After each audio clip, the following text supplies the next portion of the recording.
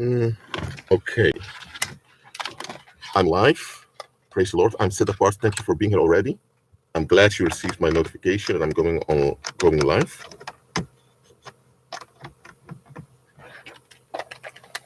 So for those that are here, as always, let me know in the live chat. Let me know if you can hear me clearly also.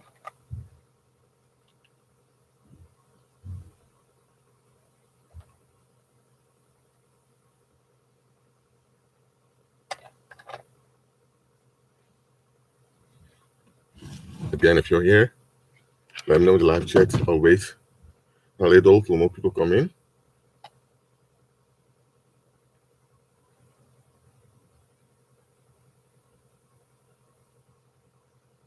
Praise the Lord. Thank you all for being here. Let me know in the live chat that you're here.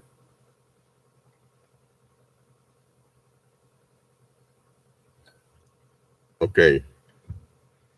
Wait till I pick up my phone. I'm going to look up for the Bible verse we're going to use. Dan Sutcliffe, Curly Girl, Jessica Jane, thanks for being here. Pick up your Bibles or your Bible app or go to BibleGateway.com.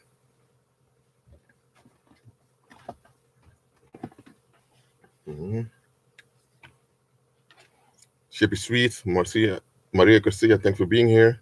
Joy Levy.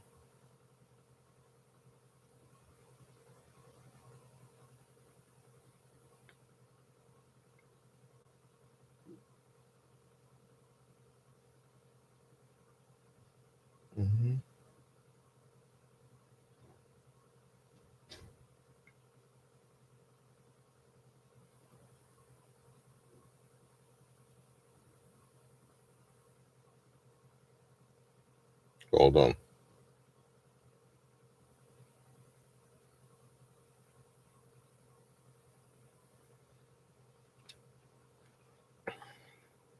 All right. So go to Book of Proverbs.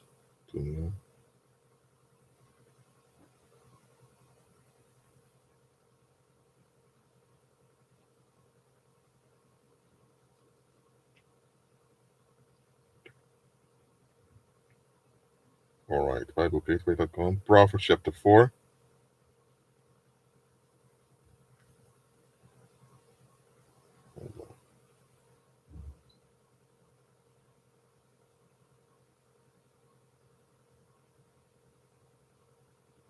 Till chapter 16. Proverbs chapter 4, verses 14 till 16.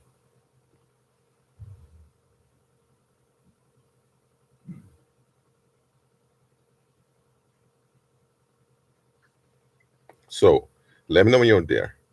Proverbs chapter 4, verses 14 till 16.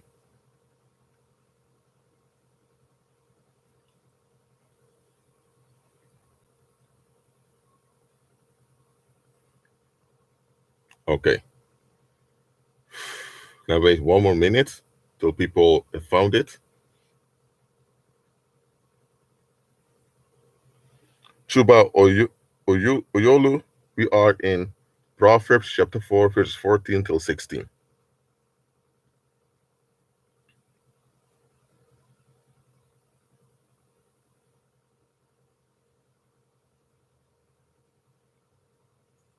Nadine Johnson, Proverbs chapter 4, verses 14 till 16.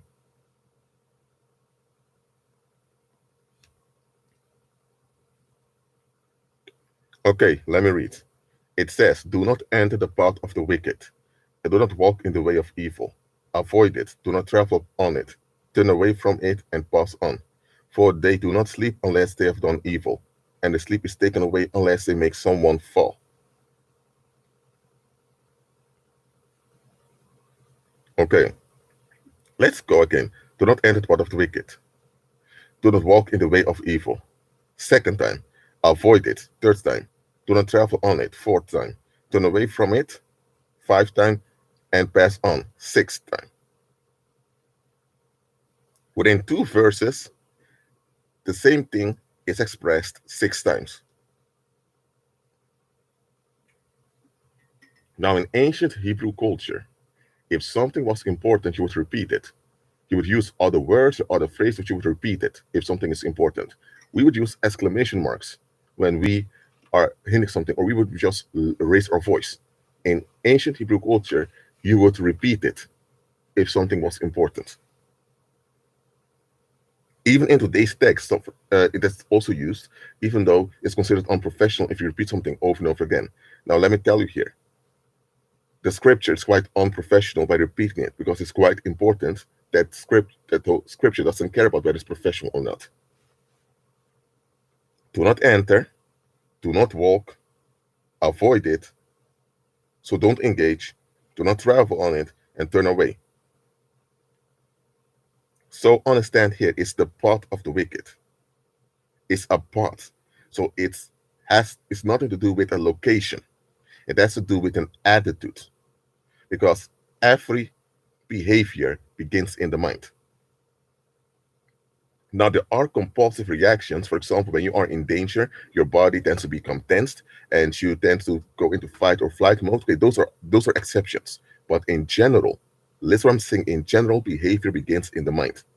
Unless circumstances pressure someone to operate in the flight or fight response.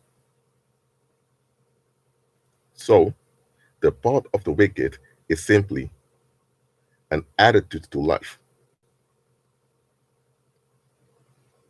And this attitude to life is what works out in behaviors, routines, habits, and also in opinions and how people relate to one another. So there is a certain way of relating to life that we ought to avoid. And repeated 6 times here that we have to avoid it. And the reasons given, for they do not sleep unless they have done evil. And their sleep is taken away unless they make someone fall. So it explained here very openly. Those that enter the path of the wicked, they end up being addicted to evil.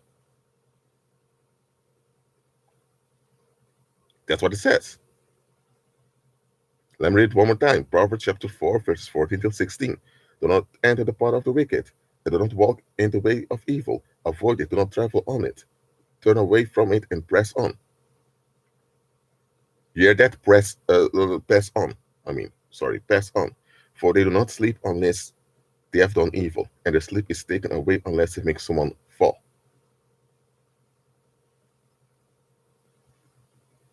So, we're going to use that scripture as a guide for today's live stream. And today's live stream will be about the presumption of innocence, in which I'll explain the real purpose of those success stories that society bombards you with.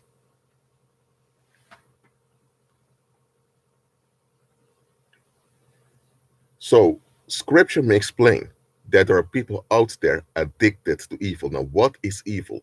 Evil is persisting in lack. That's all.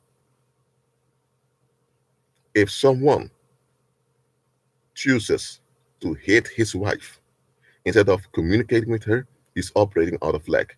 He doesn't know how to communicate. Instead of admitting this and looking for help and going to therapy, he decides to unload on her with violence so that he doesn't have to face himself. He's operating in lack. Persisting in lack is evil because operating in lack will bring forth harm and pollution. And if you persist in it, that's evil.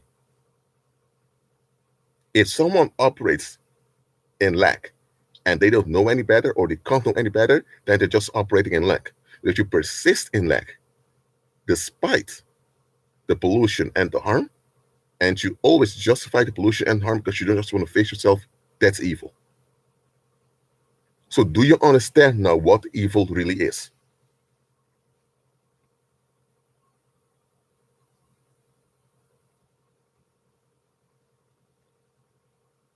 Let me know in the live chat.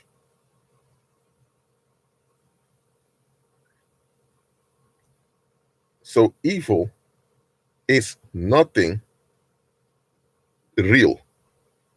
Evil is denial of quality. Someone that doesn't want to process emotions can decide to become violent. Why? Because when they're violent, people give them what they want, and they don't have to face themselves. So that's operating in lack. And they know very well that they are harming other people by becoming violent. If they keep on doing it, then they are persisting in lack, and that's evil. And you cannot be involved with evil without getting addicted to it. Why? Because evil is all about exploiting reality at the expense of reality itself. Okay? Now, with the example of beating a wife or beating children becoming violent is obvious. Someone has lack. Instead of admitting the lack, they want to hide the lack, and they act out against their own long-term interest, long-term well-being, and long-term well-being of the community. Now, if someone only makes excuses and walks away, that's one thing. But if they decide to actively exploit others by misusing the vulnerabilities of others, that's evil.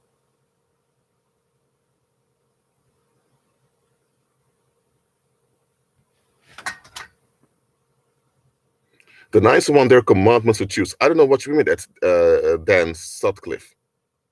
Please give to everyone. If you say something, give context to it, please. Thank you very much.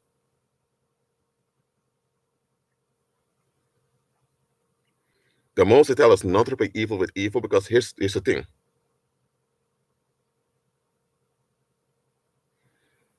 Evil is persisting in lack.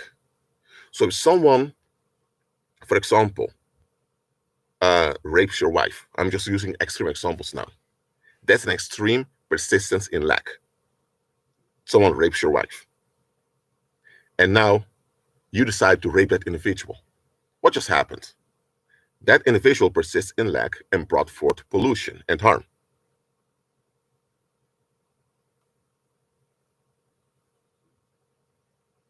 Okay? So that's what he thought. He brought forth pollution and harm in environments. We endangered the environment. He wants to flee, so he fled at expense, in this case, your wife. And because she's your wife, she's part of the community, he endangered the community. So if you now endanger him, you are agreeing with whatever he did. That does not mean that no action should be taken. It just means that you don't operate in the same lack of quality as an individual that afflicted the community. Okay? Because, okay, let's say now that someone only has known lack in their life and they act out when they feel uncomfortable. Now, this is not an excuse to justify what happens. No, because what happens is pollution is brought. So that's just has to be dealt with. But if the individual doesn't know any better, and you are going to operate in lack against individual is going to feel victimized, and then you'll have a cycle of harm that will continue over and over again. Okay? However, let me say, fleeing from evil is also not an option, because then the issue is not dealt with. Coping with evil, to find a way to manage it, is also something we're not supposed to do, because then you are acknowledging that you have lack. People in lack either fight evil, which is quite ridiculous because evil persists in lack. So you are fighting persistence in lack. So that means that you are in lack also. Others flee from evil, they don't want to talk about it, or they seek to manage it by their own understanding, which is not wise. So that's what the world does. Fight or flight. You fight it or you flee from it. Believers shut it down by enforcing quality. And the third thing is something the world cannot do because the world has no quality.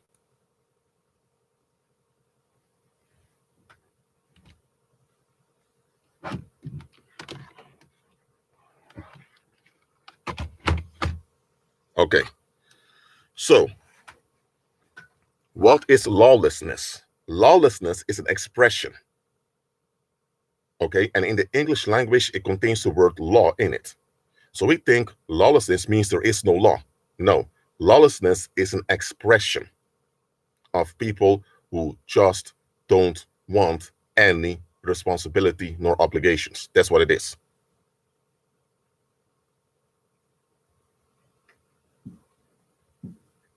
Okay?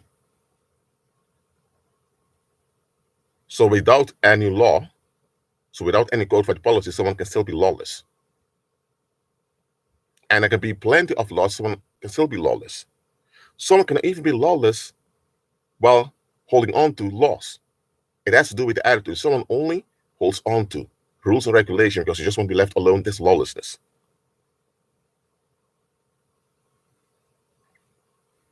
So now that we understand that the world has no answer for evil. They don't. The only thing the world has is coping mechanisms. Either you fight it, that's what the police does, that's what the legal system does, or you flee from it. That's what religion does. And the entertainment industry. But shutting evil down can only happen when you replace it with quality. So if there's lack of understanding, people end up operating in lack. It doesn't mean people are evil, it just means they're operating in lack. So if there's lack in the community, evil is likely to develop. You don't want evil to develop? Deal with the lack of quality. Deal with the lack by enforcing abundance. If you don't enforce abundance, there will be lack. And when there's lack, evil will develop over time. Simple as that.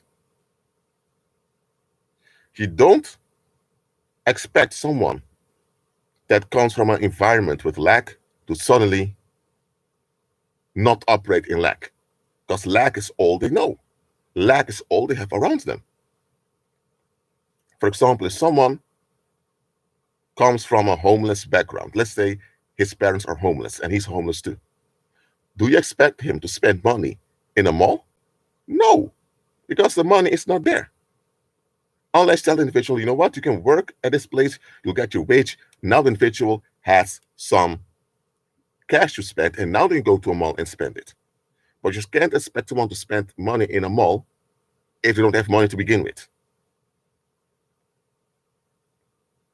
Well, I'm saying like this. You cannot expect a soil of a farm to bring forth a harvest if you don't water it. If you have a plot of land, of course, you need to put the seeds in the soil. Every farmer knows this, but you also need to water it. If you don't water the soil, don't expect a harvest in October. Not going to happen.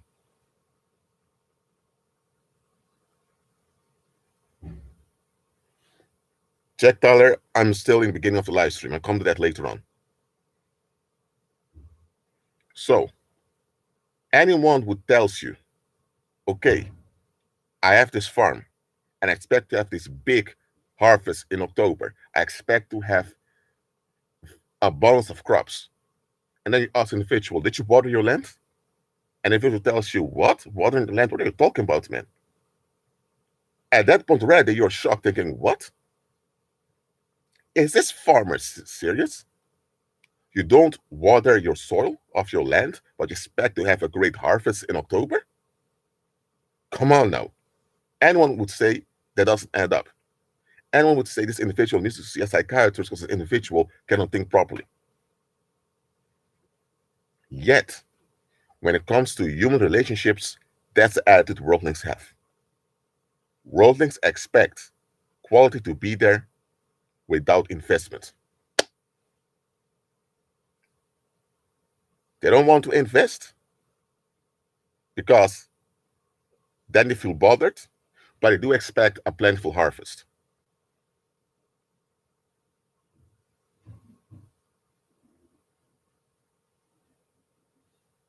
You get what I'm saying? That is the attitude of the world. It's a one-way street. That's a narcissistic attitude of fallen mankind. Fallen mankind wants all the abundance of life without participating in life. And to participate in life means you face all the challenges and potential difficulties of life. It's only by being involved in life that you'll have the harvest of life.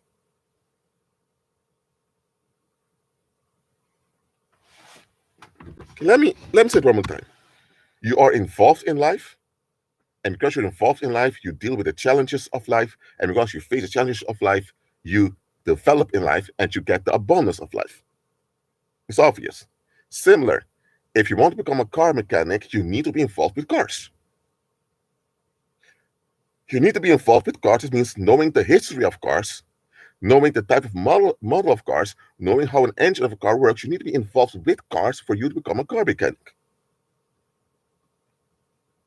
What if you have someone tells you, I want to become a car mechanic? And you ask them, do you have a driver's license? No. You tell them, but hold on a minute. You want to become a car mechanic, but you don't want to get your driver's license to drive a car. How are you going to develop experience with cars if you're not involved with driving a car? Everyone's going to look at it and think, what? So what if your car breaks down and you go to a car dealer and you tell them I need a car mechanic? And then the manager tells you, oh, there's a car mechanic right over there. John, please help this customer. And John comes. And when John begins to talk, he talks about chocolate all the time. He talks about ice cream. He talks about all this other stuff, which are interesting. You like ice cream, like all of that, but you're there to have your car fixed. And then you realize sooner or later this individual doesn't know anything about cars, but he carries the title car mechanic. You think this doesn't add up.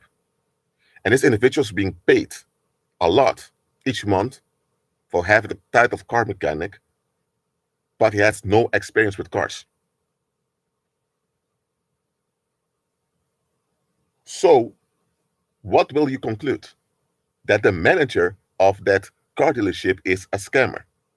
Because how can you hire someone to operate as a car mechanic and they have zero experience with cars? What if someone comes with a car and they expect to be helped? This individual can't do anything. They have a title, but they have no content with the title. And let's say now you're at this car dealership, you realize, okay, I'm being scammed. What's going to happen? You'll never go there. You will like to talk about it with friends and family, and before you know it, that car dealership goes out of business. And here's another thing: that car dealership will even be sued by the local prosecutor for scamming people. So we know that if you have a soil, you cannot expect a harvest without sowing the seed. And here's the thing: you don't sow seeds every day. A farmer only sows seed in one season. For example, a farmer may sow seeds in, let's say, late October, early November, and for the rest of the year, he's not sowing. So he's not working hard every day. No. There's only one short season in a year that he works intensively, and the rest of the year he only waters it. So it's not exhausting effort he's making. He just does the basic. The basic is make sure you put the seeds in the soil. That's intensive because you need to open the soil. That's going to be very intense work, intense labor. But after that, you only make sure it gets water from time to time. That's it. So the effort is not even that much compared to the harvest. So once the harvest is in, you don't even remember the effort you've made because you have the harvest. And here's the thing: you are not the one making the crops grow. You're not forcing the outcome, just do your part. The soil and the sunlight do the work. You just make sure the seed is in the soil in order to grow, because the sunlight and the soil is fertile, and you have the sunlight that warms up the soil, and because of that, the seeds can grow. So only thing you do is you put the seed in the soil so that they can grow. And you assist it by watering it from time to time, because maybe the right seasons in the year. So responsibility is not burdening yourself to secure an outcome. It's not responsibility. Responsibility simply means getting along with what needs to be done. This is what responsibility is. No farmer makes their crops grow. They just put the seed in the soil, and then the sunlight and the soil does the rest, and it just assists it by watering it.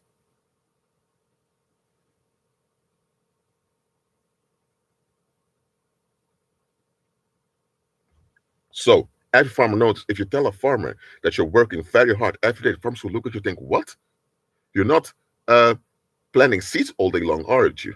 No. And more than the soul, you even have machines today. So if you tell a farmer you're working very hard every day, they'd ask you, what are you doing?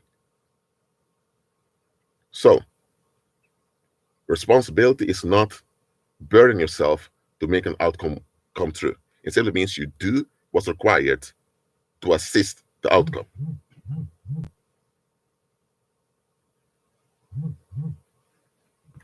Okay?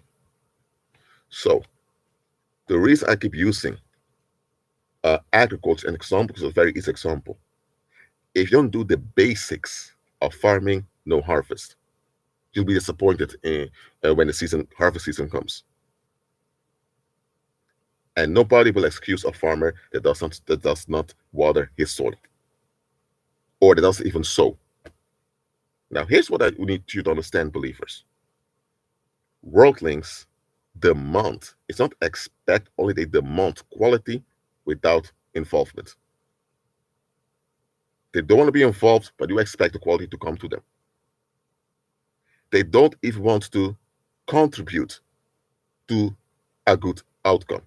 They just expect the good outcome to be there. So, how do you deal with creatures that just want to flee from every challenge? They just want to flee from any discomfort. They want to flee from every self reflection. Without self reflection, you can't grow and you can't learn. Everyone that learns self reflects. So, worldlings are quite unnatural in their attitude. They don't want to self reflect. So, what do you do with creatures that don't want to self reflect? They flee from every challenge, yet expect the bonus to be there. You can't really work with them on the long term because you're going to get a lot of conflict. Because when it's their time to contribute, they don't want to. But when there's no harvest, when there's no abundance, they get pissed off. And when they're pissed off, when they're losing their minds, they're now polluted with negative tension. And once it's negative tension going to harm people. And then you need to deal with negative tension. And how do you deal with negative tension? Either they are cleansed, but if you can't cleanse them, which we as human beings can't do, then you need an outlet for that negative tension.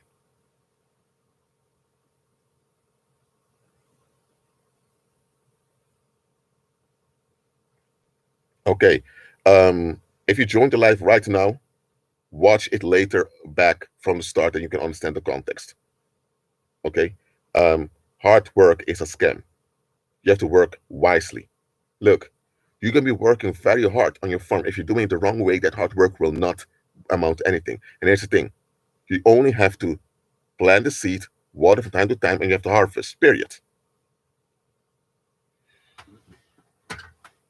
So, worldlings flee, yet expect abundance in life. Cannot happen.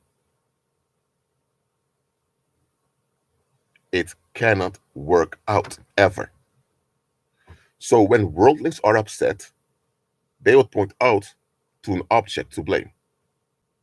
For example, let's say you have a husband and a wife, and the wife keeps complaining that the husband doesn't love her.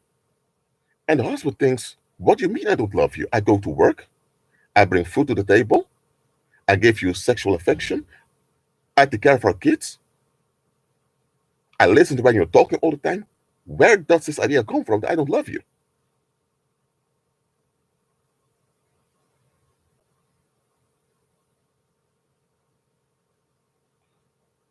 So then they go to counseling, to a family therapist.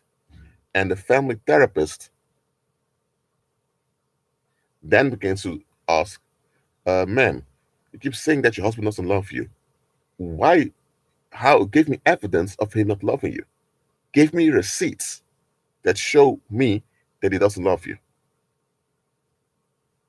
And the wife begins to complain about times that the husband was lazy, or the time that the husband didn't clean the dishes immediately, but the therapist asked, but he did do the dishes later on that evening, right? She said, yes, okay, but so you asked him to do the dishes, did it later on, but the dishes were done. So why is him doing the dishes later a sign of he not loving you? So even the wife realized, okay, this argument doesn't add up. The husband was thinking, yes, indeed, it doesn't add up.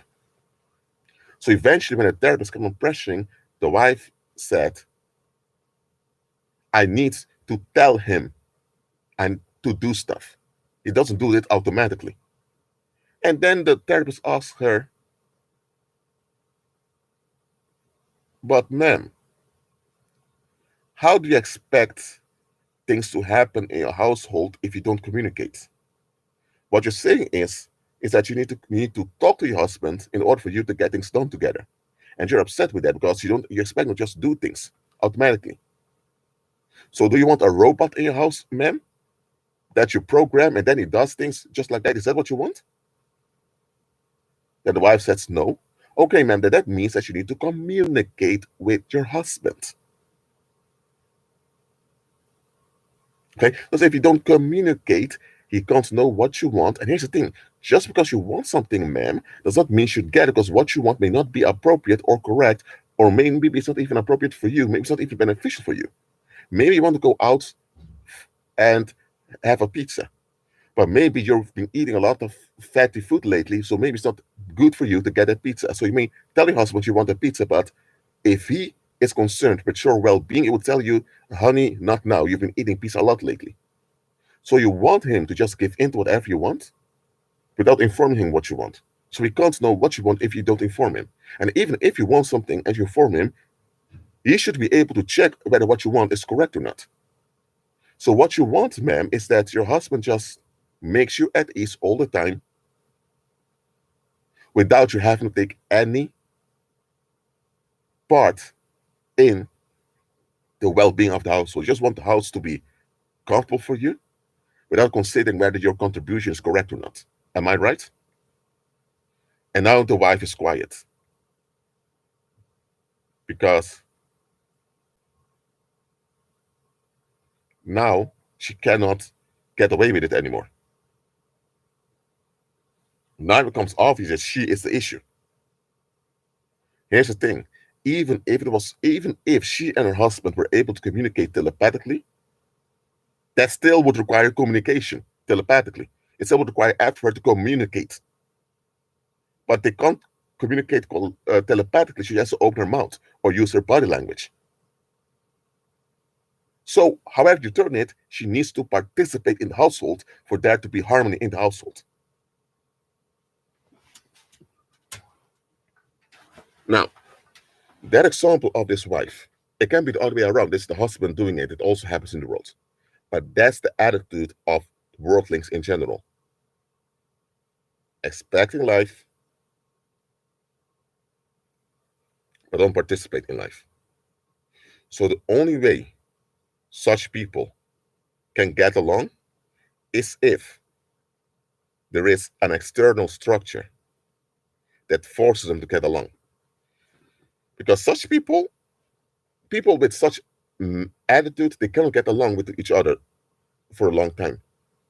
They're going to get upset with one another because nobody participates what everyone expects in abundance. So how you manage such people, this is what the world does, is that you bind them to a construct of avoidance in which you all avoid in a similar way. And because you all avoid in a similar way, they feel connected. And then you give them an outlet so that they can be upset with. Because they're all fleeing, so no abundance will be there. But when the abundance doesn't come, you make sure they have an outlet so that the pollution doesn't cause self-extermination of the group.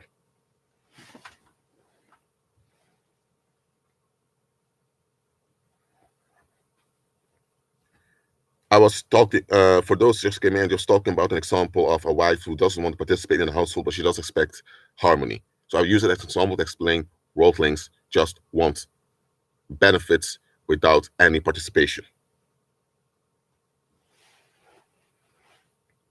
So that is the world.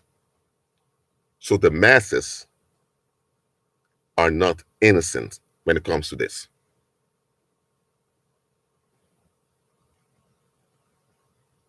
The masses just want abundance, but no participation for the abundance to be there.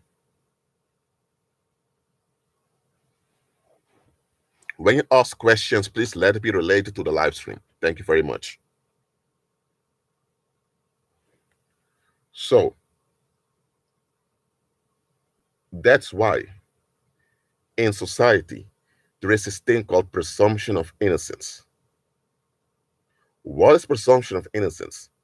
You were told probably in high school, as you may have seen it in TV dramas or Netflix series, or maybe you went to law school, you studied law.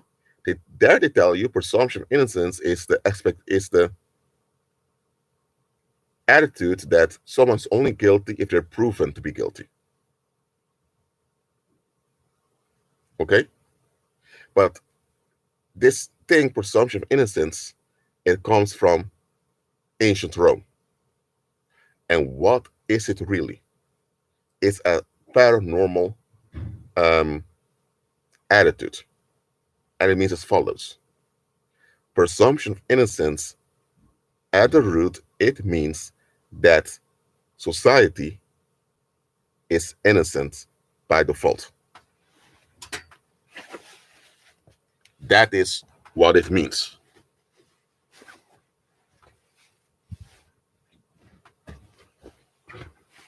And because society is perceived to be innocent, anytime things go wrong, society is the victim.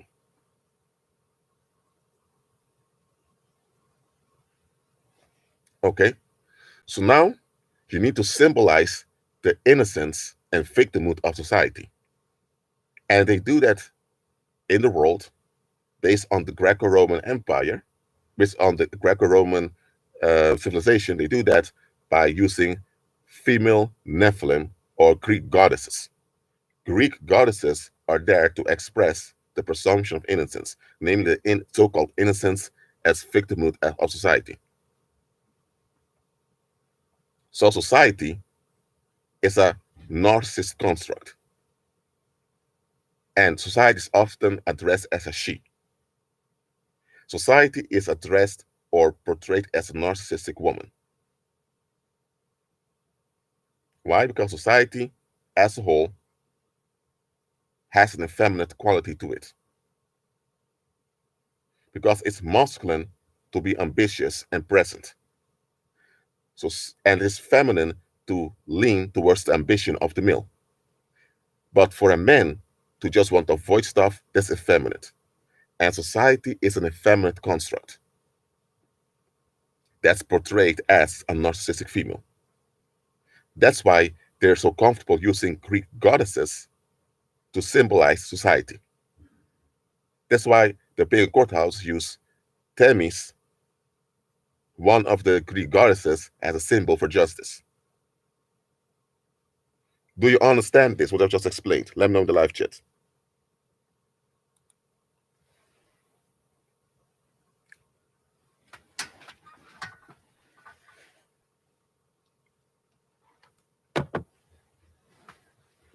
Let me know in the live chat if you understand this.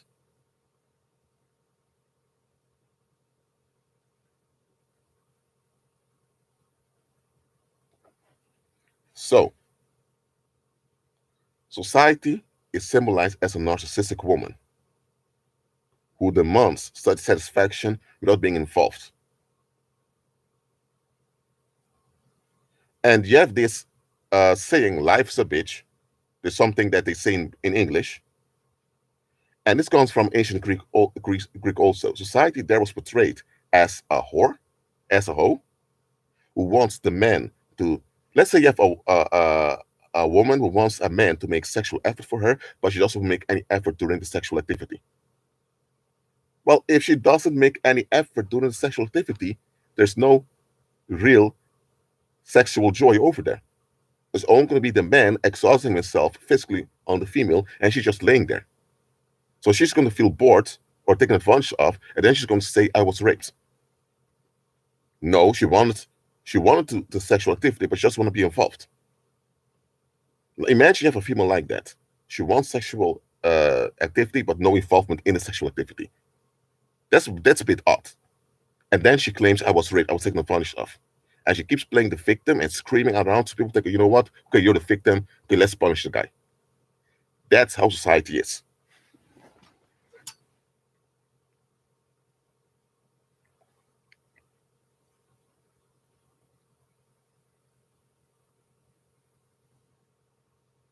Your references history, you just can just look at the Greek and Roman history. And many of the terms we use today are coming from that era, so you can find it out that way.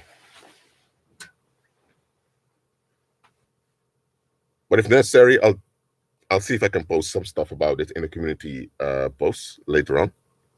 So, as a female narcissist who makes false rape accusations, that's how society is.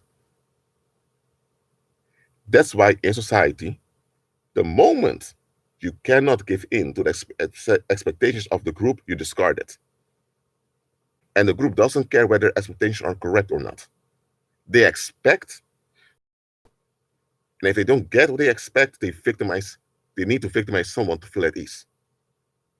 And they always have the reason when they victimize, because they are the ones.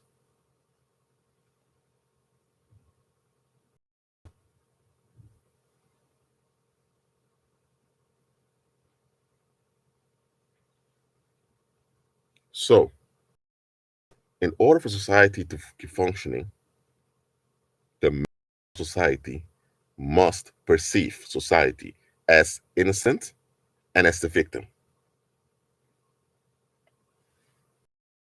Okay? As long as the members of society see society as innocent and as the victim, they will have sympathy and empathy and pity. They'll feel like heroes in society. And it's this sympathy, empathy, and pity that motivates recruitment for the military and the police forces. Have you ever wondered yourself why men would be motivated to sign up? Comme tu veux. Si t'as la flemme, on peut le faire après. Vas-y, je prends. In a minute. 1 minute, believers.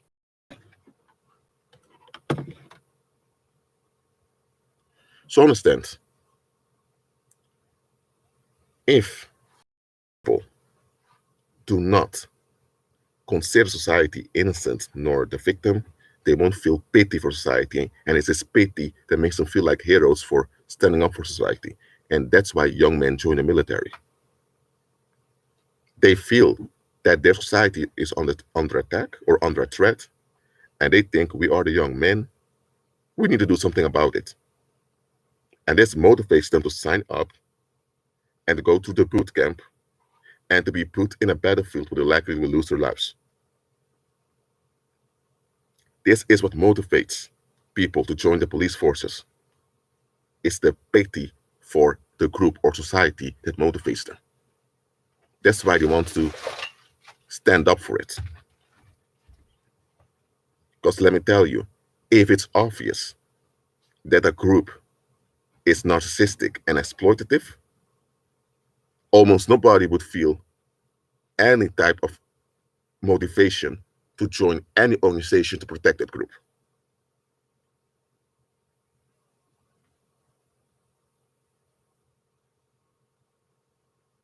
You get it? So the presumption of innocence is why many of those institutions out there still work. Whether it's the police or the military or even political parties, it's the pity for society. It's perceiving society as this helpless, abused female. That is what motivates people to join it.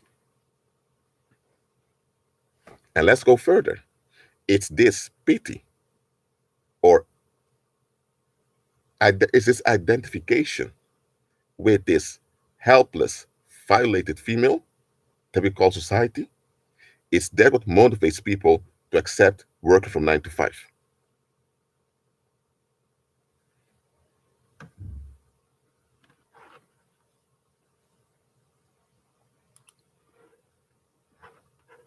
Okay?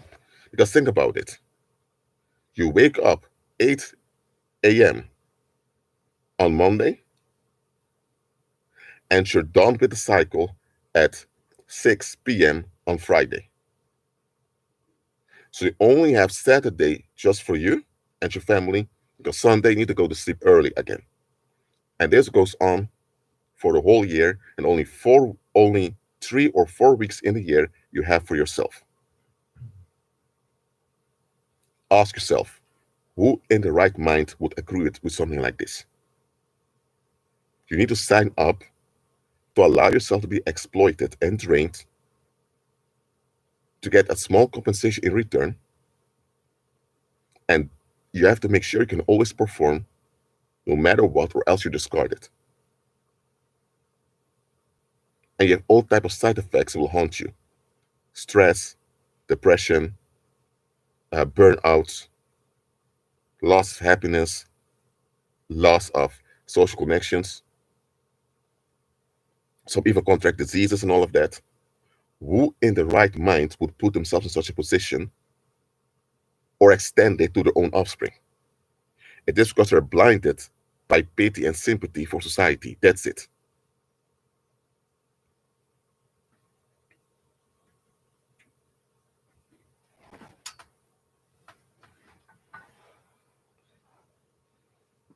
Yes, society can spot future believers often, not always, but often can spot us from a young age.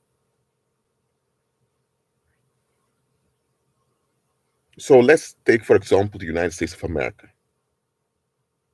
That administration has initiated wars over and over again. They since the beginning of that country, they've been at war most of the time.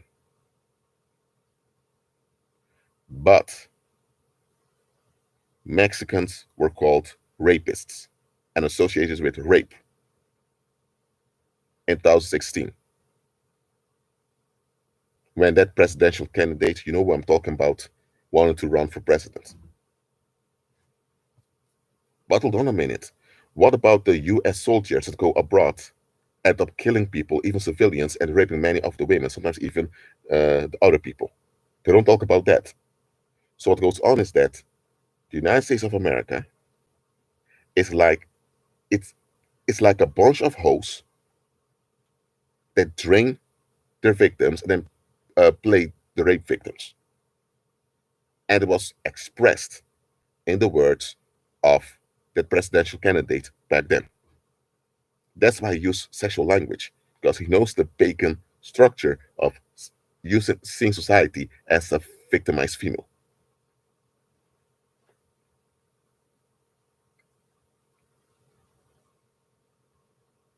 So we know now that society it's like a narcissistic female that plays the rape victim, that plays the stalk victim.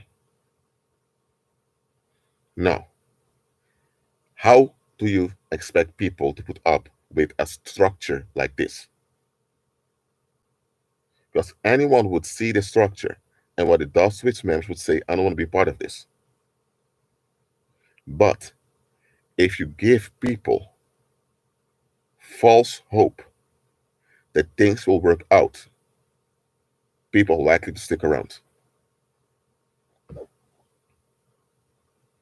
If you are, let me say like this, even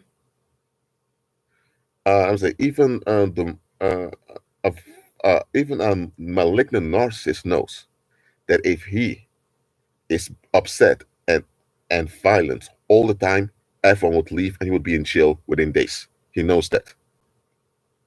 He knows that he needs to trick people into supporting him. And he knows that he needs to be kind and quote unquote loving towards other people to make people feel comfortable. He needs people to be comfortable with him so that when his actions catch up, people will stand up for him. Every malignant narcissist knows this. Similar it is with society. Society needs you to feel like there's hope for you with them as long as you make the right efforts. And that is why you have those success stories out there or those inspirational stories of people. Let me give an example of an inspirational story. There was this black guy from the United States, or you can call him Afro American. He was jailed 3 times in his youth. I don't know much about his background. He was jailed 3 times. After the third time, he decided he wanted to better in life, and now he is a judge, and he's not even 30 years old. And he took a picture of him bending the knee like people in Black Lives Matter do. What this image does to you when you see it, you see, for people from the black community in the United States, it would tell them, that's a black guy. He's one of us. He's been oppressed like us also, but look at him. He managed to do it. He made it. Hey, we can make it too. If you're not from the black community in the United States, now you can say, you see that? Here's a black man who's been jailed 3 times. Hey, he's a judge now. And he's better than me. So he's better than me against white supremacy. And he's a judge. So, hey, there's no such thing as racism. There's no such thing as white supremacy. But hold on a minute. When I look at the context, you'll think, okay, he's quite young to become a judge. To be a judge in the United States, you need to be appointed. And to be appointed, you have to be known in that world. So how could he, an ex-convict, even though he was a juvenile convict, was still an ex-convict, how can an ex-convict who was been convicted 3 times in his youth can become a judge now that convicts others? How come, and he's a black guy, in a country founded on white supremacy, and he becomes a judge in a white supremacy system? Who recommended him? Someone must have supported him and recommended him to be in that position. So this whole story of, look at this, he worked hard and he got out of the mess by himself, it's nonsense. First of all, as a human being, you can't even function on your own apart from the rest of the human species. That's not even possible. Look, your first name didn't come from you. Your native language didn't come from you. Many of your mannerisms were taught to you by where you grew up. So, you did not even form yourself.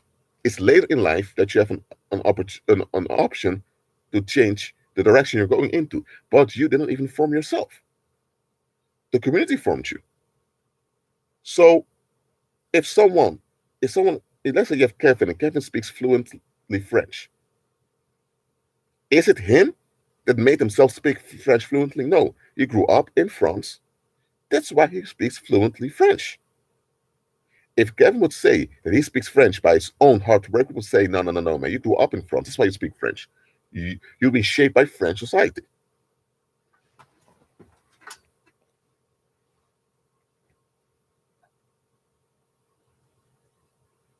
So,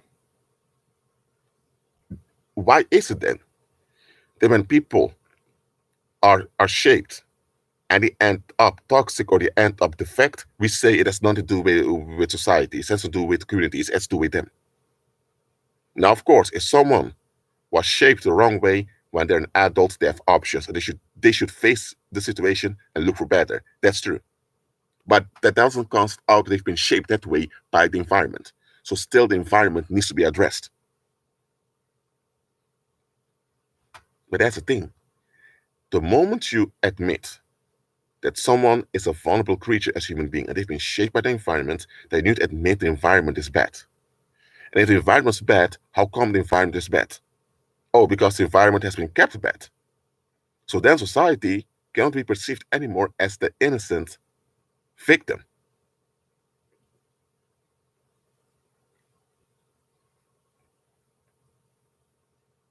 Again, if you ask questions, let it be a context. Thank you very much.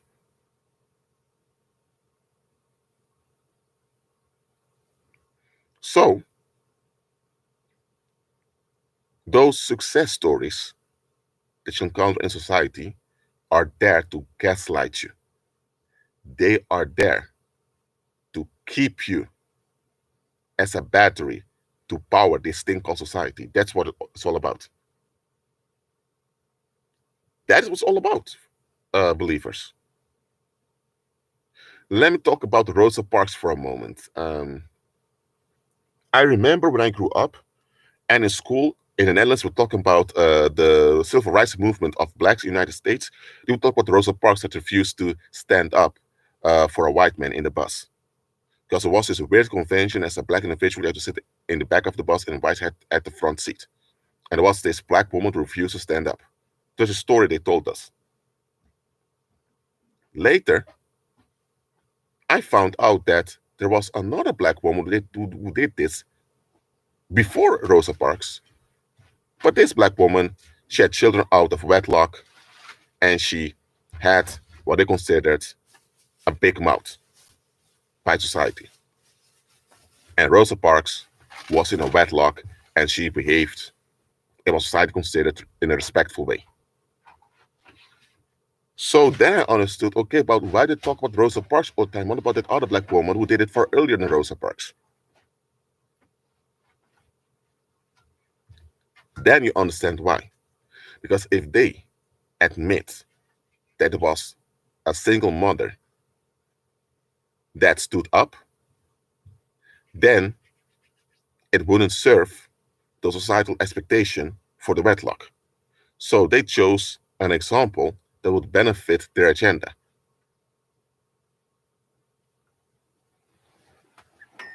And that's how it goes with society. For example, if something is about to come out that may shock the community, society will simply silence those that mention it. And I have no doubt that Rosa Parks was an agent of the shadow government, but that's another subject. Now, yesterday evening, I watched a Netflix series. I'm going to give an example now. When I watch a series, I watch them all at once often. Because some series only have one season and a season like 10 episodes. I just watch it all in one time. There was this series I watched. I believe it's called Unbelievable, this title. I'm not going to give any spoilers here. I'm just giving the core of the series. In the series, you have this teenage girl who was raped by, hold on,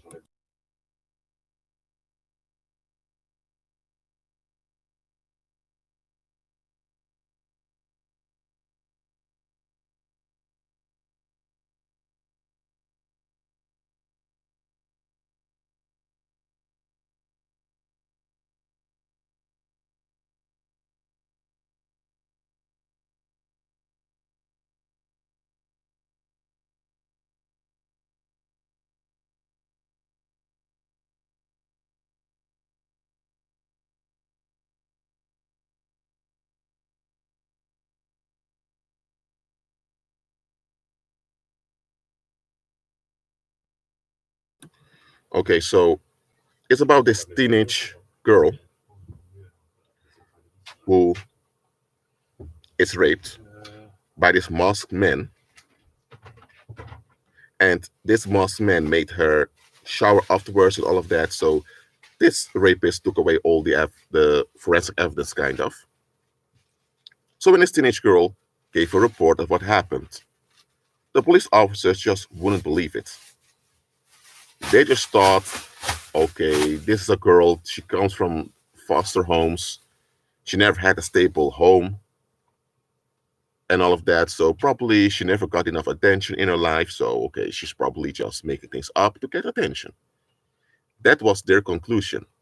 And they were even trying to convince her you made it all up. And because it was so much pressure, the girl eventually thought that she made it all up, even though her symptoms, her psychological symptoms, showed otherwise. So, as a result, the community means in the mainstream media, she was put out as a liar who was seeking attention, as someone who just made rape accusations just to get attention.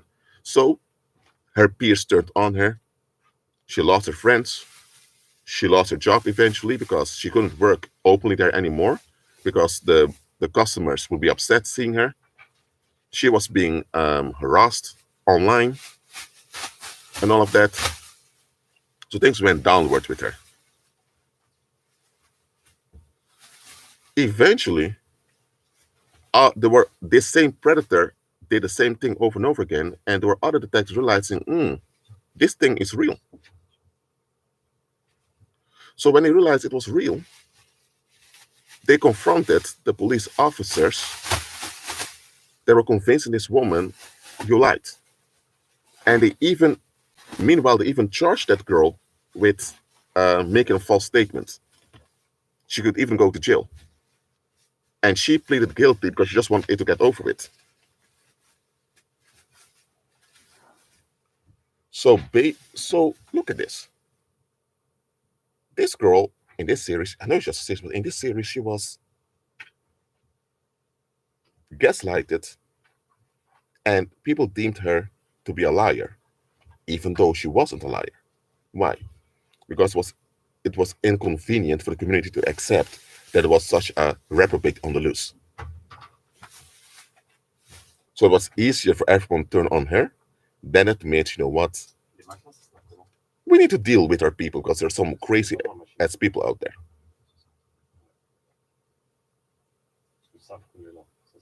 So, in a similar way, that's how society is. Because let's say this series is based on something real. Let's say in reality something like this happens. A girl is raped by a masked man who knows how to clean forensic evidence.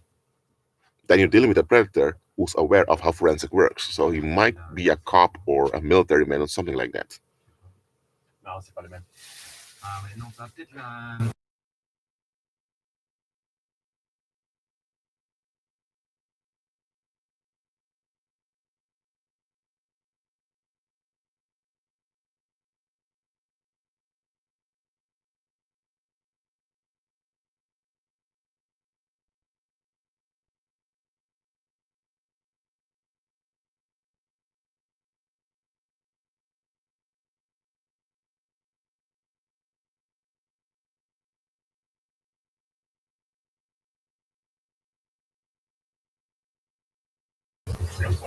So that would mean that they have to deal with one of the law enforcers who is involved in a crime. And that means you need to look at the law enforcement thinking, okay, we need to deal with something. So for society to accept this, then the whole presumption of innocence of society is gone. And that is what motivates people to accept that 9 to 5 and accept all those other restrictions. So it's inconvenient for them to admit this, so they cannot admit it.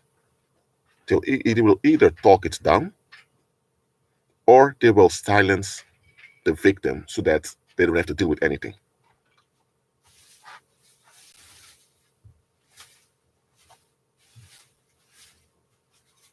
So that is why I'm telling you, pagan courthouses are not about justice.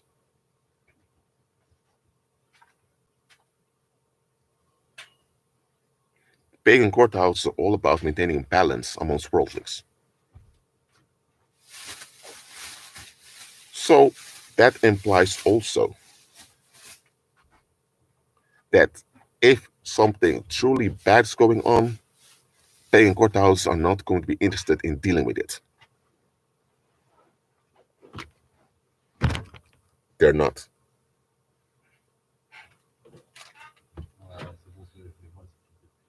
And remember what I said here, believers.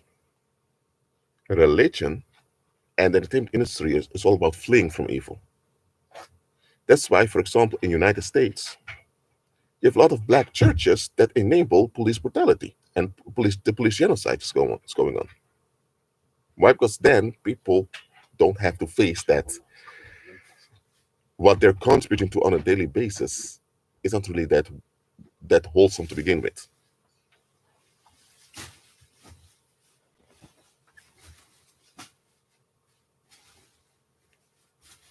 Because in the United States of America, a lot of people take pride in being an American citizen. They think about the founding fathers, George Washington,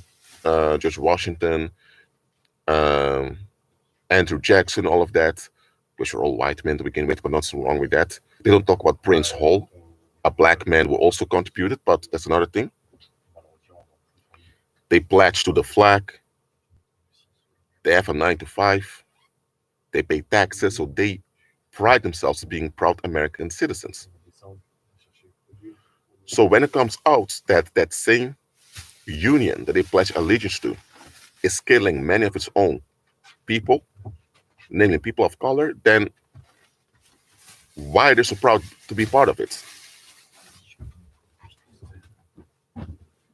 But if their whole lives are based in being validated by this union, then they don't want to hear that this union isn't really that innocent and wholesome as it is.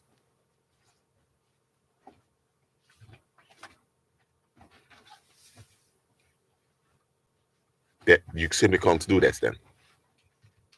And that's not only in the United States, that's everywhere. Just like I'm set apart singing it, they credit for all the good things, but deny and stonewall all the bad things. So that's why anytime they promote a success story,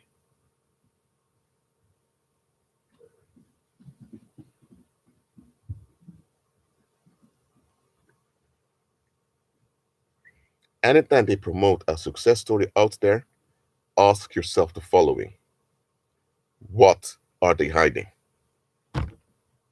Okay? Now look, regardless whether or not the success story is true, that doesn't matter. The success story tends to suggest onto you that society is not to blame, that society is innocent. That's what every promote success story is about. Now there are people who really overcome obstacles in life and they continue. And they've been helped through the way. Yeah, such things exist. But when society promotes a success story, or when society gives you heroes, it's there to put the blame on those that are harmed. Because there's something that's coming out that they don't want to be addressed.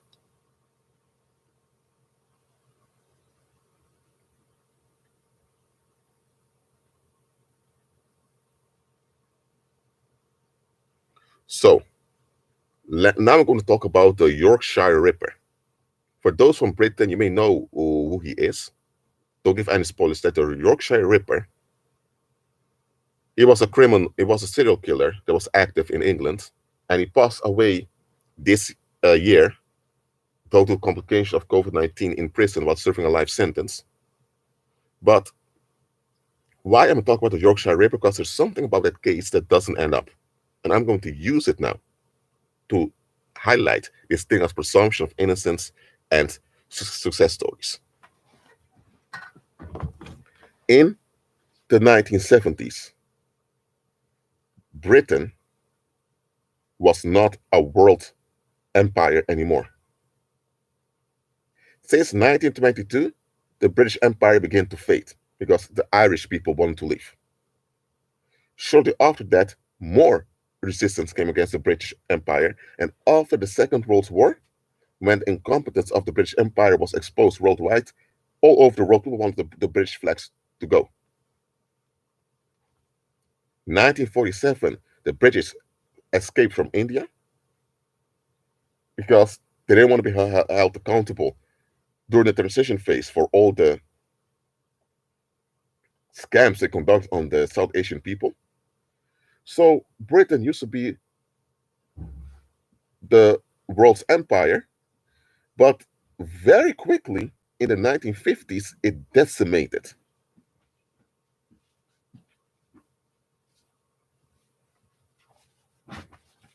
Okay? please keep your attention to what I'm saying here. If someone gives information in the live chat, fine, but don't be distracted. Thank you very much.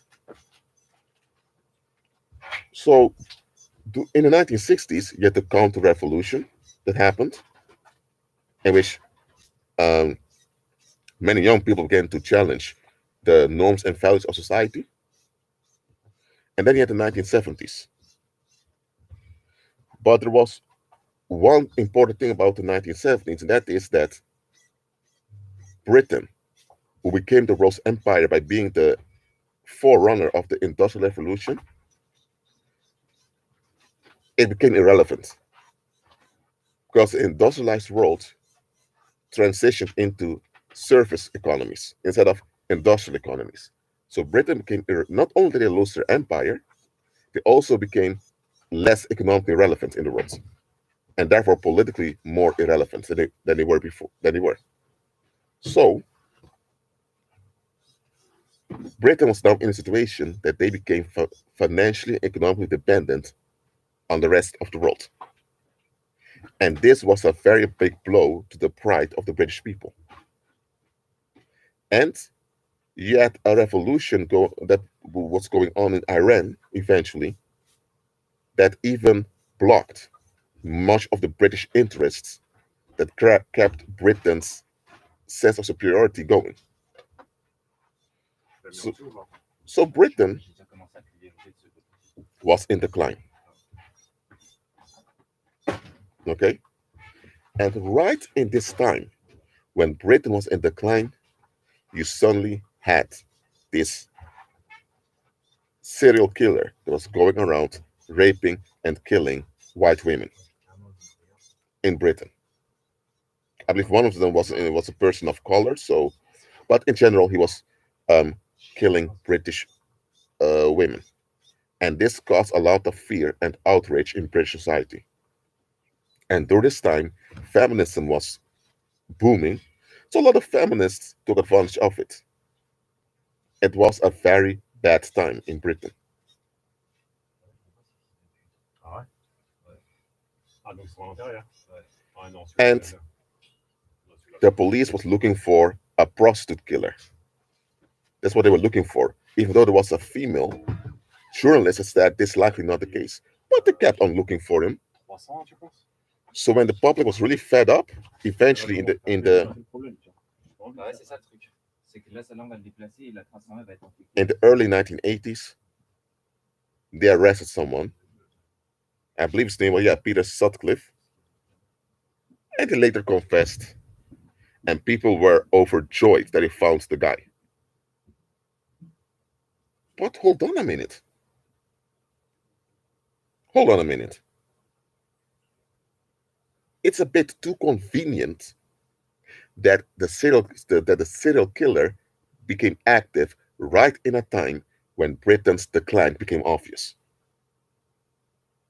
When Britain was declining and became economically and financially dependent on the European community and the rest of the world, most of the British public were so distracted by this serial killer that they didn't realize the decline of their nation. And after the guy was caught and all of that, Britain was now part of the European community, which later became the European Union.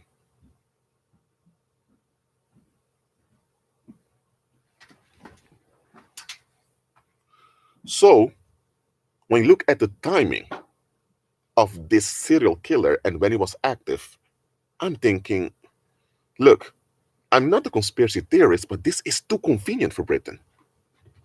Way too convenient.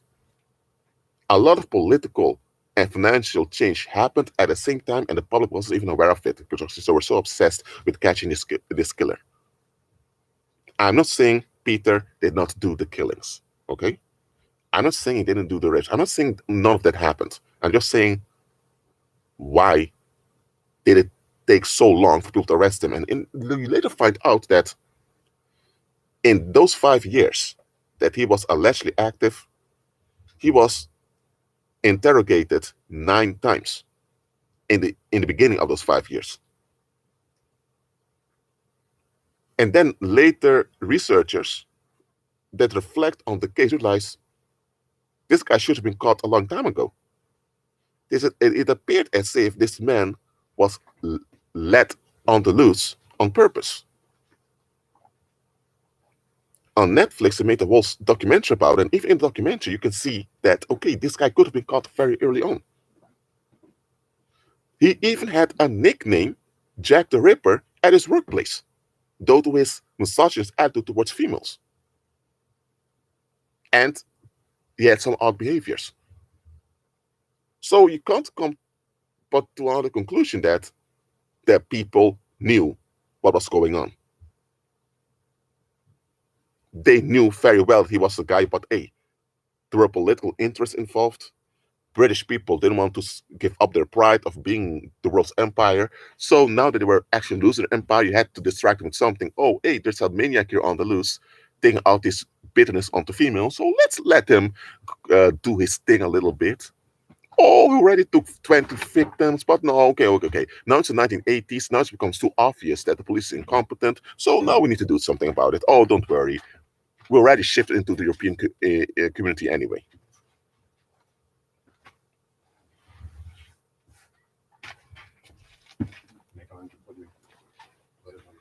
So they used the victimization of those women to portray society as a victim. And because of that, nobody asked the hard question. Because I'm an anthropologist, you know that of me. I'm also a sociologist, but I often check things from an anthropological point of view. I was thinking, hold on a minute. Britain was the world's governing empire. 25% of the landmass of the earth was under the British flag from the 19th century on. Hold on, believers.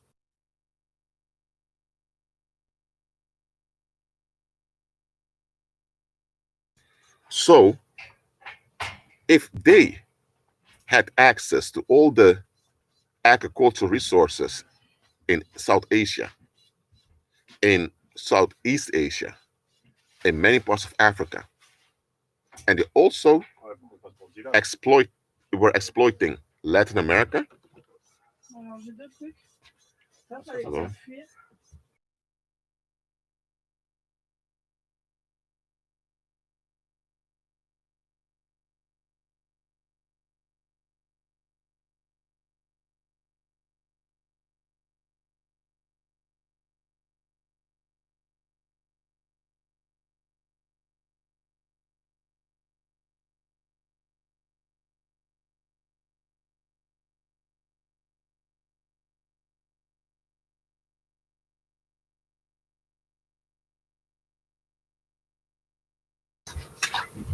So I was thinking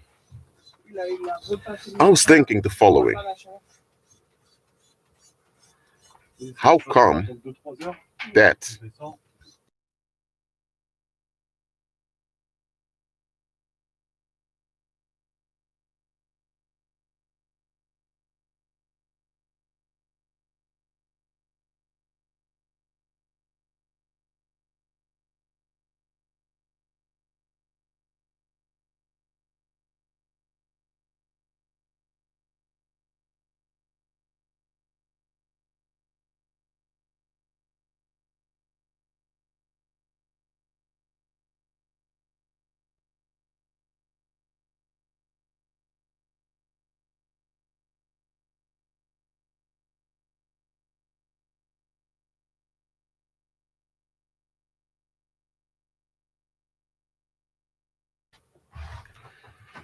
my apologies for the background noise, but okay, I'm back. So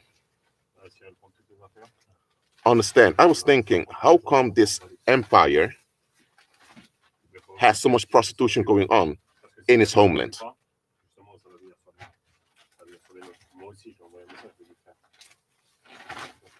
Think about that, believer. In the early 19th century and also the mid 19th century, in the Victorian era, prostitution of 13-year-old girls was common in Britain.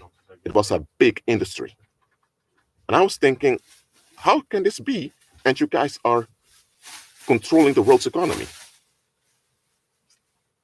And passed through the 19th century, early 20th century, going to the 1960s and the 1970s, when the empire declined and faded away, there was still a lot of prostitution in Britain.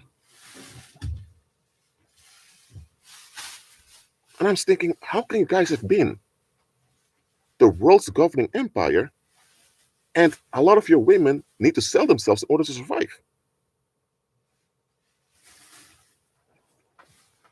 So that's a situation that doesn't add up. So if you have this prostitution killer out there, that means that there are a lot of prostitutes. So why there aren't even prostitutes in such a wealthy nation? Where are the men to make sure that such things don't happen in their nation? And the fact that the prostitution was so big means that there are a lot of men taking advantage of it. So there's a lot of sexual effectiveness also.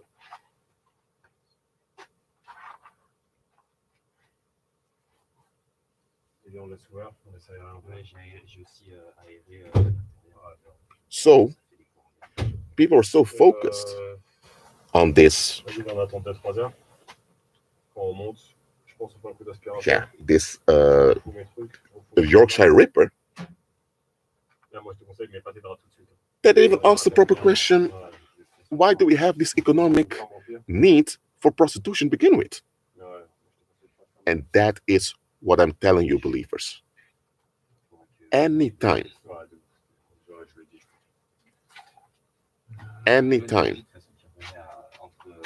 something goes on in society that exposes the defectiveness, they look for someone to blame.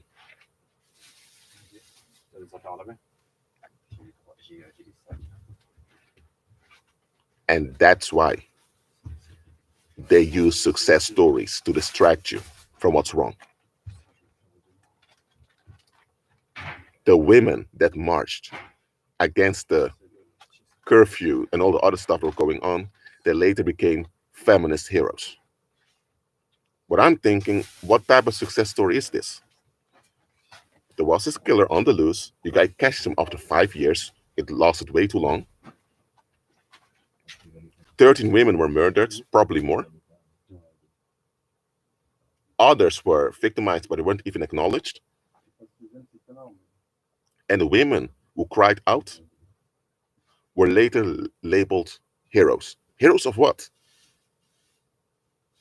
So now the story becomes that feminism was effective. No, it wasn't.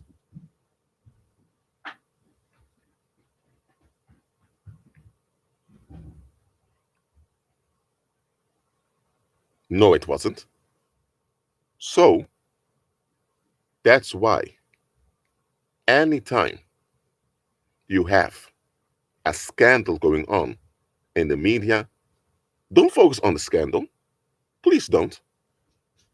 When Surviving R. Kelly came out, for example, a lot of people became emotional and went off at R. Kelly, even though since the 1990s it was obvious that R. Kelly had issues sexually. I was a small child, around 8, 9, 10 years old, and I heard some of his songs, and I would think this guy is very explicit. Even as a child, I understood that. So I was thinking,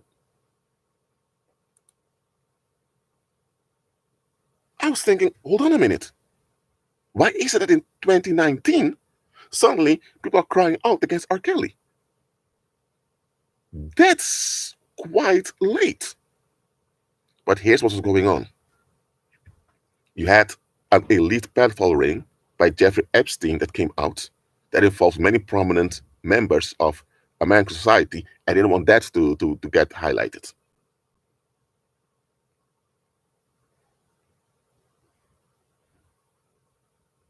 So even the scandal came out about R. Kelly, it's partially fabricated fabricated to distract the masses. If people really want to deal with R. Kelly, in the 1990s, when he had this publicity stunt of marrying a 15-year-old black woman, she was told, told them, R. Kelly, this stunt, we don't tolerate it. Okay? Even if it's just a stunt, you don't do that. A man approaching his 30s or was in his 30s marrying a 15-year-old. And there's so many other black women around who want you. What's wrong with you? They should have done that. When R. Kelly did that stunt, they kept quiet. And now, 2019, or 2019, they were all losing it against R. Kelly. Come on now. I don't fall for that.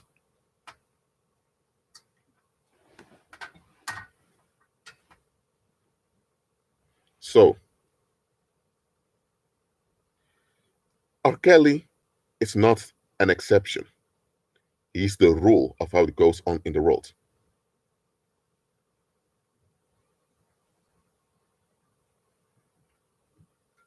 And there are many, many more of such stuff. The Me Too movement that emerged a few years ago is also to distract.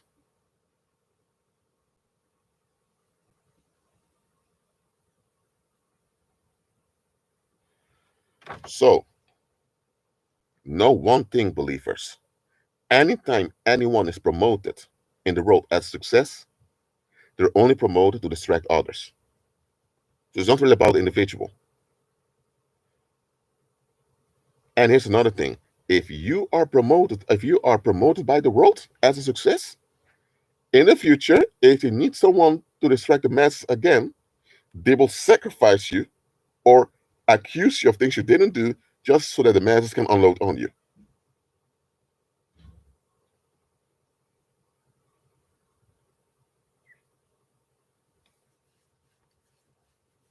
And here's another thing.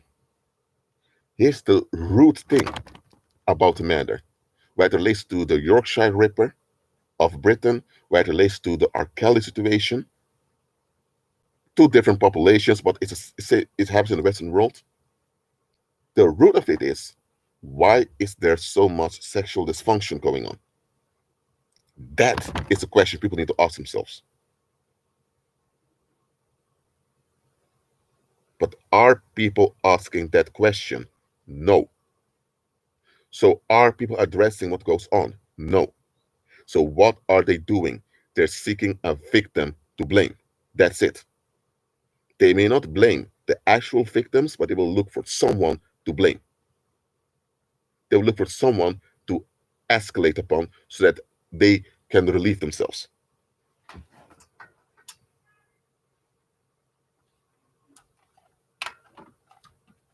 Okay? And I want to use the Cosby case now, not because I'm supportive of Bill Cosby. No, because he was a coon too, gaslighting the black community. He is a sellout. He took the Baphomet oath, so I'm not supporting any devil worshiper. Let that be clear. But about the Cosby case, one important question needs to be asked. Why did it take 4 decades for those women to come out? And people say, Rashid, how can you say that? You are a man, you're not a woman. This woman were violated by that man. That man had power, that man had position. That first of all, Bill Cosby did not have power. Okay? He was a sellout, he had privilege. That's it. Secondly, he is a black man living in a white supremacist society called the United States. And those women were white women, so in a white supremacist context, they had a privilege over Bill Cosby. If they had to choose between Bill Cosby's words and the word of those women, they would believe those women enemy. First of all, they're women, so they have that working for them. And Bill Cosby is a man and he's black. Okay? So Bill Cosby faced racism and he had to sell out in order to be tolerated. So how come he is making white victims and everyone remains quiet? We only had to open their mouth to one individual because it would have been finished, just like that.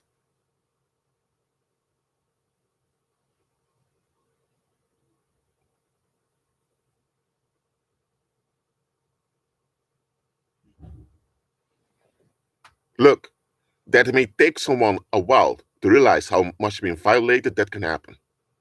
But 3 decades? And within those 3 decades, some of those women may have gotten married, having babies, and all of that. So you mean to tell me for all those 3 decades, you didn't realize how much you were violated until because he was an old man and he was about to make a political move for black folks? Oh, now that Bill Cosby want to make a political move for black people, now suddenly all those women come out.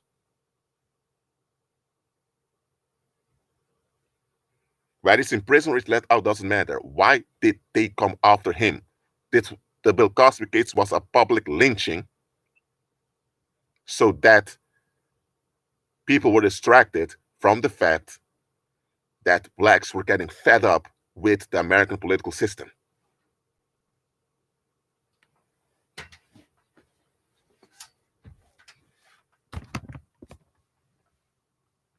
And there's another thing about Bill Cosby. He took the Baphomet oath.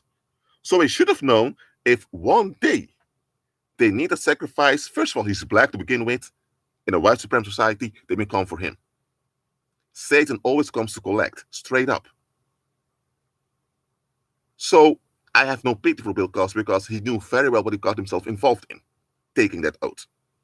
But I'm just saying, just because he took the oath and he was guilty doesn't mean that they can just violate him. But they violated him just to distract people from the fact that black folks were getting fed up. That is what was going on.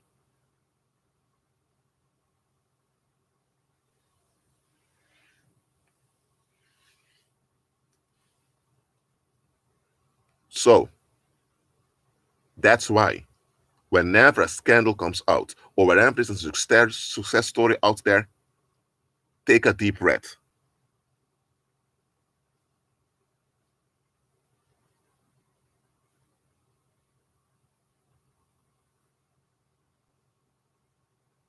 Okay, take a deep breath. Look around you. Look at what goes on.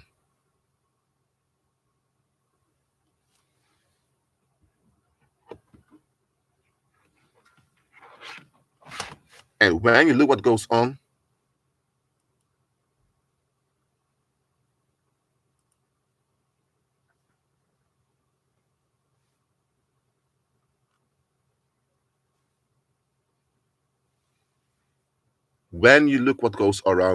what goes on, you can see clearly why this scandal gets attention or why the success story is so popular.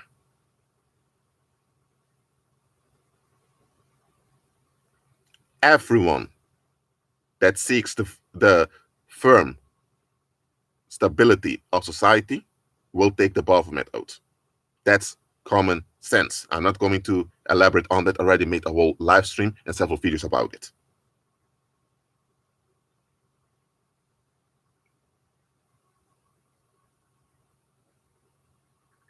So I didn't start with Bill Cosby to make it about him, just using as an obvious example. Always believers, and this is what I want you to get out of this.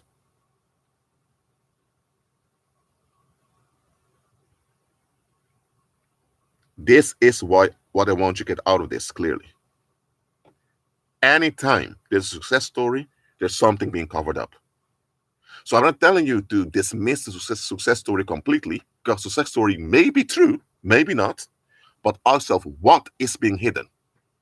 And anytime a scandal comes out, whether the scandal is true or not, doesn't matter. There's something else that's being hidden.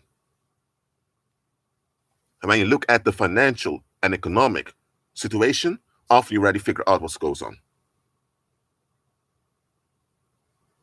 You don't have to be Sherlock Holmes to figure out what goes on. Just check the context. Oh, there's a Yorkshire Ripper. There's a man going around killing prostitutes. Oh, right now? Right now that Britain is in decline, he goes off on a killing spree? Oh, the killing spree and okay, so why aren't they talking about Britain's decline now? Oh, now I get why there's a madman on the loose. That's how you need to look at it.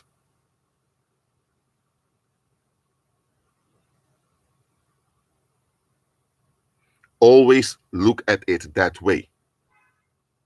too often we get too emotional about what goes on. And listen, it's not wrong with being emotional. We are human beings. We are emotional beings also. So you being emotional, there's nothing wrong with that, whether you're male or female. Emotions are emotions. There's nothing wrong with being emotional. But too often, our emotions take a hold on us. And when that happens, you're trapped.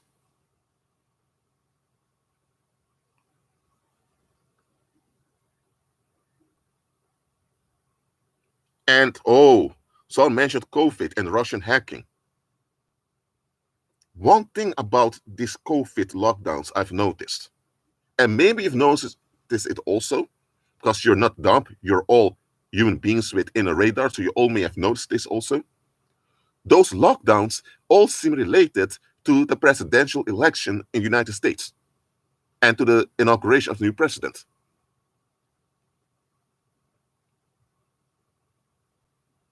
It all seems tied to American politics one way or the other, all those COVID lockdowns.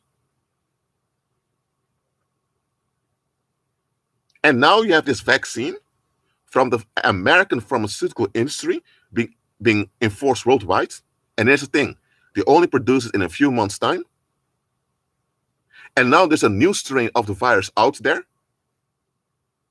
of which now came out, and you were aware of it for a while already. So they made a vaccine without considering the new strain of the virus, and now the new strain of the virus out there. So what are they going to do with the vaccines they've put out? They're not even sure whether the vaccine for the old virus is effective, and now there's a new strain of the virus, and they already have those millions of vaccines out there.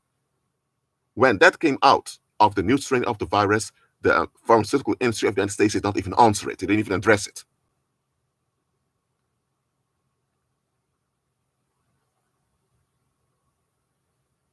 Look, about this whole COVID-19 thing, let me tell you plainly what this is about.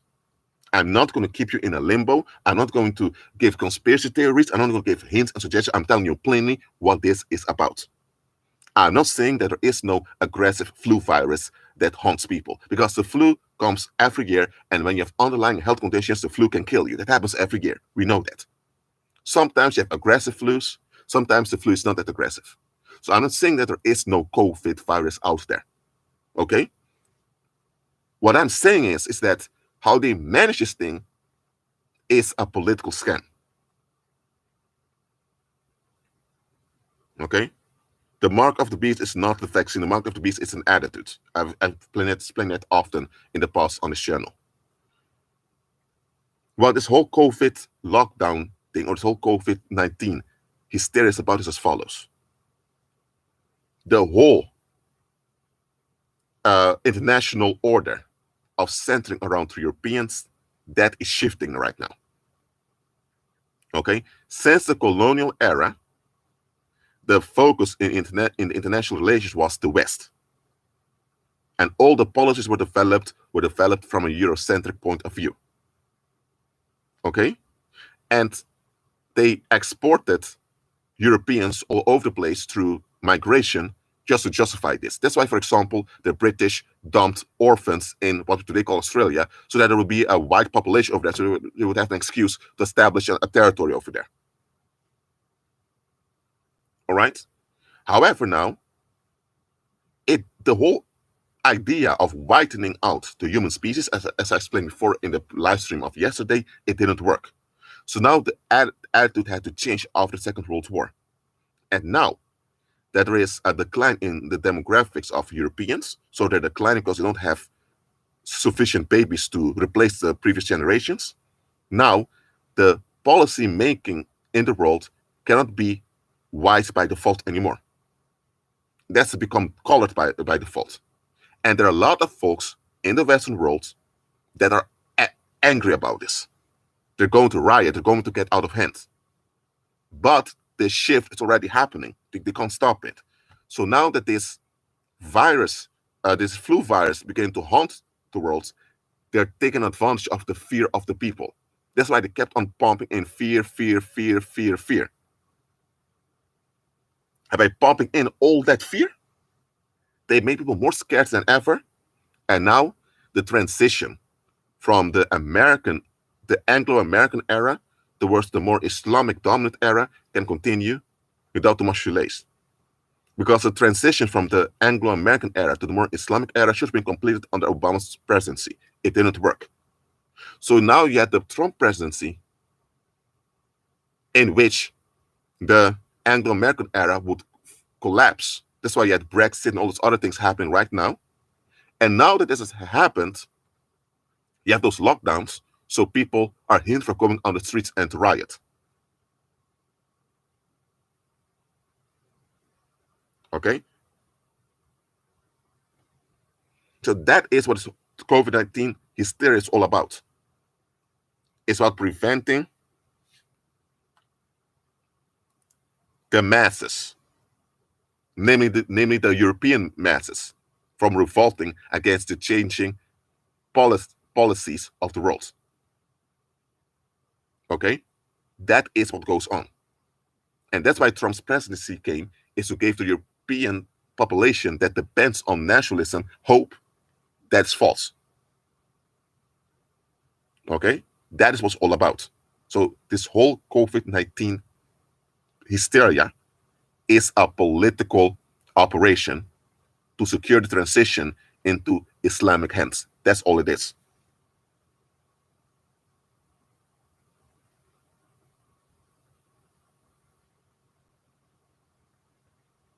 That's what's all about. That's why many countries put lockdowns till the end of January. What happens at the end of January? The presidential inauguration of Joe Biden. Departure of Donald Trump. But now there are people saying that's not going to happen. So now you see what goes on. And here's another thing about this virus situation.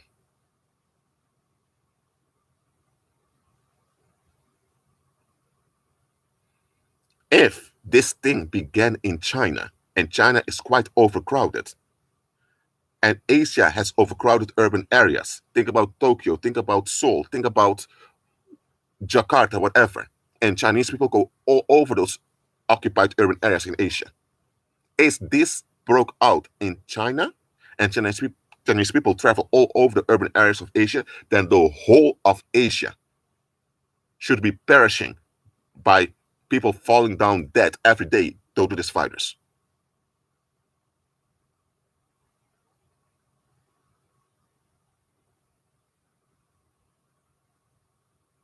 Okay?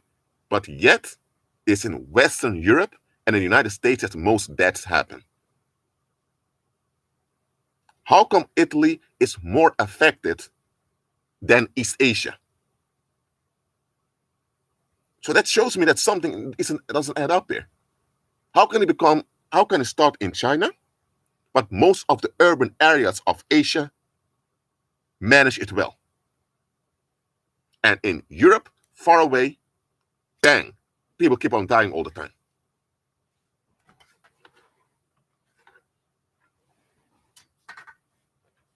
And that, just like with the Yorkshire Ripper, look at the context, what goes on.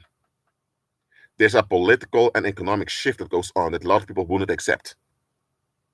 So that's why now they used the COVID outbreak to exploit hiding the shift. That's it. That's what's about. If China really has 1.4 billion people and Chinese cities are overcrowded, I would expect 100 million deaths in China by now. You get it?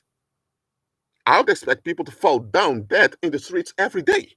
But hey, I'm in South Korea. I don't see that. People barely keep 1.5 meters distance here. And I see people walking around completely healthy. Only 500 corona deaths, I believe. Maybe now it's a bit more. In the whole of South Korea. And close to China. And the Netherlands has 10,000.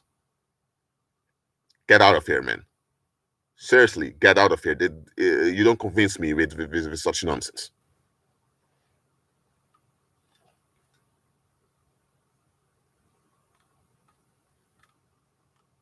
So, I don't know exactly what's going to happen next year. I'm not going to pretend.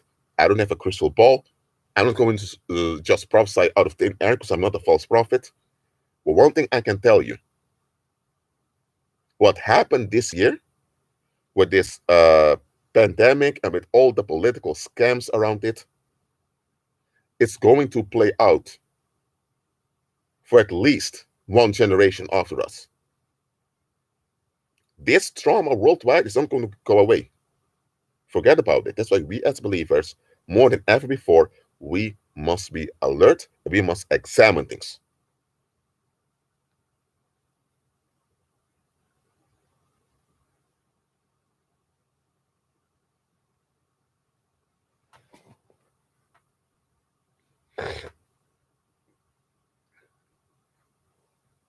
So,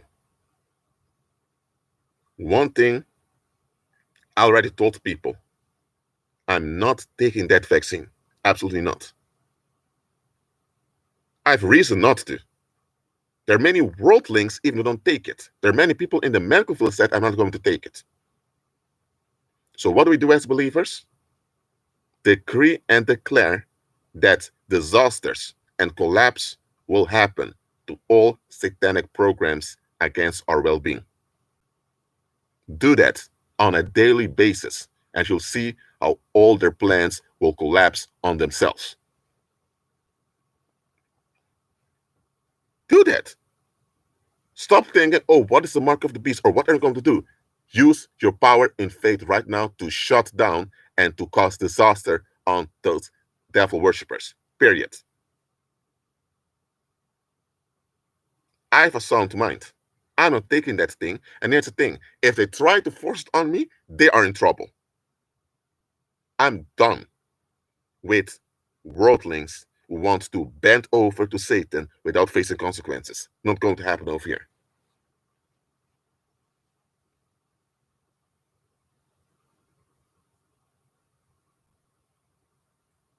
Not going to happen over here.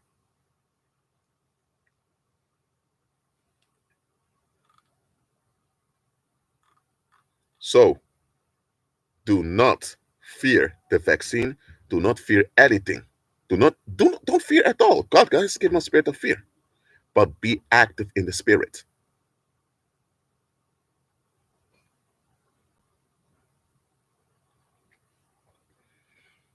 And one thing the world has shown clearly is that they are cowards. The moment information came out that there are things that don't add up with this pandemic, they should have they should have become loud and they should have lost it. Why is it? Where is the negative wills of worldlings? Where is their violence? Where is their anger towards disrespect? Where is their dumping when you need it? Why didn't it go? Why are they all en masse dumped on the government and all those weird institutions the moment they began to lie to them? Oh, even before this year, think about the United States, weapons of mass destruction. George W. Bush talked about weapons of mass destruction that were never found, yet they bombed Iraq. 1.5 million people died. Where was their rage? Where was their anger? Where was their unloading then? No, they don't do anything about that. But when you don't validate them, they're going to exterminate you. They lose it against you because you quote unquote don't respect them.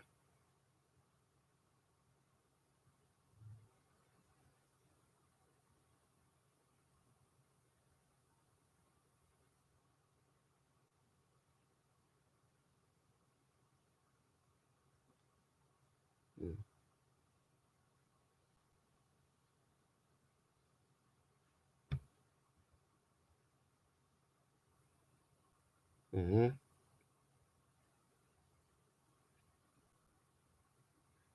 Indeed, what happened to terrorism in 2020?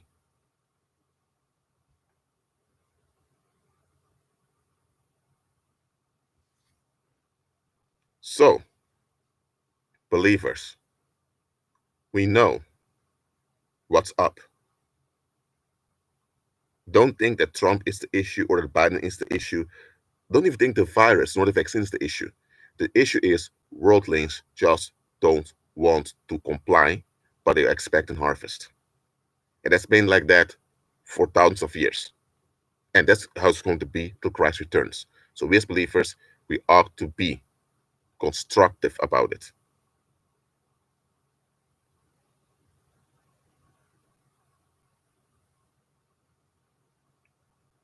And it doesn't matter what intention someone has. If they have good intentions where they participate in something that's wrong, it's still something wrong that will work out.